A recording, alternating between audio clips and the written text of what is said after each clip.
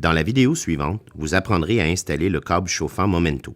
Le câble Momento, approuvé par le CSA, est un câble chauffant sans retour, ce qui rend l'installation beaucoup plus simple et rapide.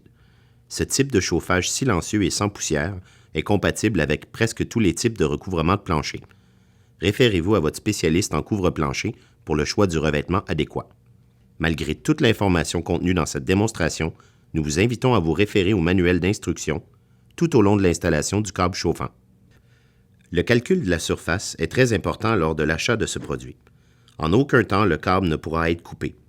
Il doit être entièrement utilisé sur la surface horizontale de la pièce en respectant les standards d'espacement du manufacturier.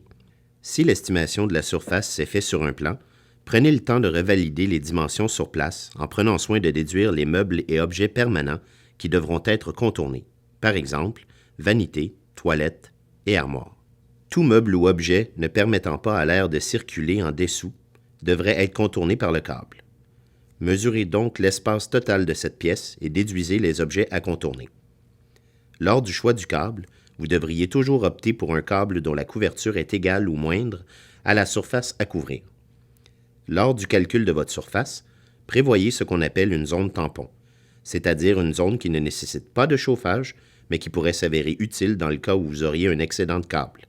N'incluez pas cette zone dans vos calculs de surface. Voici la liste de matériel dont vous aurez besoin pour l'installation du câble chauffant Momento.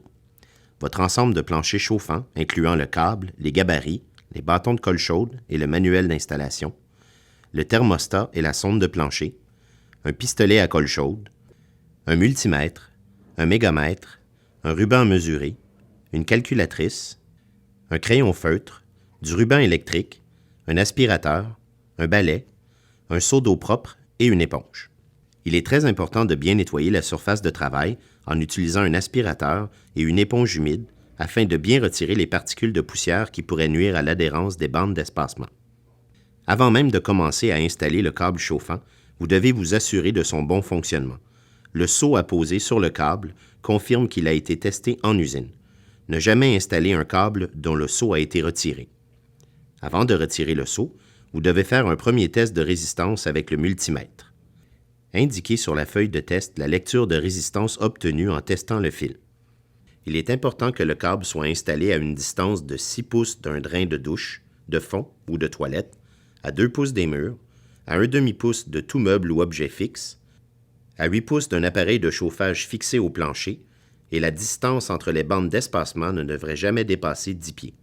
Tout d'abord, en déroulant la première partie du câble, vous remarquerez que le diamètre du premier 10 pieds est plus large et non chauffant. Cette partie sera installée dans le mur et servira à relier la partie chauffante du câble à la boîte électrique. Percez un trou à la base du mur sous la boîte électrique pour y passer le câble. Par la suite, vous devrez sécuriser le joint mécanique au sol avec de la colle chaude. Le joint mécanique étant plus épais que le câble, vous devrez effectuer une entaille dans le contreplaqué ou dans le béton, comme vous le voyez sur cette installation. Dans la boîte, vous retrouverez les bandes d'espacement servant à fixer le câble au sol. Ces bandes d'espacement sont d'une longueur de 12 pouces et s'emboîtent une dans l'autre d'une simple pression du doigt. La bande peut être fixée au sol de différentes façons, dépendamment de la surface d'installation. Vous pouvez fixer les gabarits en les collant à l'aide du pistolet à colle chaude, en les vissant, en les clouant ou en les agrafant. Il est important de vous rappeler que le câble ne peut être agrafé directement en aucun temps. Cette manœuvre annulerait automatiquement la garantie du manufacturier. Une fois les bandes d'espacement fixées au sol, vous êtes prêt à passer le câble dans les ouvertures prévues à cet effet. Déroulez le câble en le passant dans les bandes en respectant l'espacement prévu lors de l'achat du système chauffant. Il est très important de respecter cet espacement tout au long de l'installation pour éviter une surchauffe du câble. Assurez-vous de maintenir une bonne tension sur le câble pour éviter qu'il bouge lors de l'installation de l'autolissant ou du mortier-colle pour le recouvrir.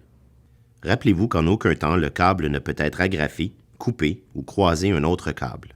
Pour éviter que le câble ne bouge lors du ragréage, vous pouvez glisser une bande d'espacement sous les câbles que vous pourrez coller par la suite afin de les sécuriser, ou déposer une goutte de colle chaude sous chacun de ceux-ci en évitant de toucher le câble avec le bout du pistolet à colle chaude.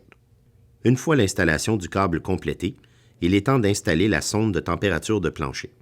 La sonde doit être installée entre deux câbles à égale distance de ceux-ci.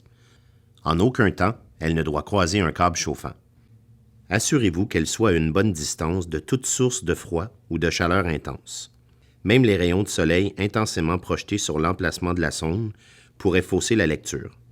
Une fois l'emplacement choisi, collez la sonde au sol sans toucher le bout avec le pistolet à colle chaude et collez aussi le fil de cette sonde jusqu'au bas du mur.